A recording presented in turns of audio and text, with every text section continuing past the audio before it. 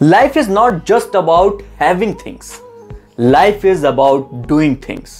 सोच कर देखिएगा, जिंदगी सिर्फ सामान इकट्ठा करने के लिए है या कुछ करने के लिए है?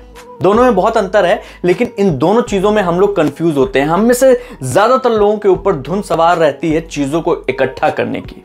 हमें ये भी चाहिए, ये भी चाहिए, ये भी चाहिए, और उसको इकट्ठा करने जाते हैं सिर्फ इस सोच के साथ कि हमें खुशी मिलेगी, जब ये चीज मेरे पास आ जाएगी तो हमें खुशी मिलेगी। याद कीजिए, आप कोई भी चीज, आप गाड़ी भी खरीदते हैं तो गाड़ी खरीदते ही आपको बड़ी खुशी मिलती है, लेकिन एक छोटा सा समय गुजरता नहीं है कि आपके अंदर एक नई खलबली मचने लगती है कि नई गाड़ी, दूसरी गाड़ी, ये तो इससे बेहतर आ गई, इसको कब लिया जाए।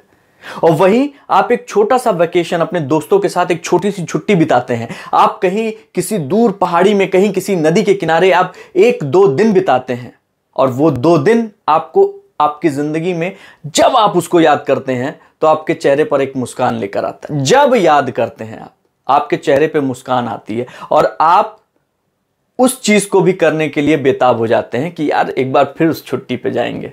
लेकिन इसमें 2 अलग अलग चीजें हैं, गाड़ी खरीदना और वो छुट्टी, दोनों में बहुत अंतर है। आप उस अंतर को महसूस भी कर सकते हैं, समझ भी सकते हैं।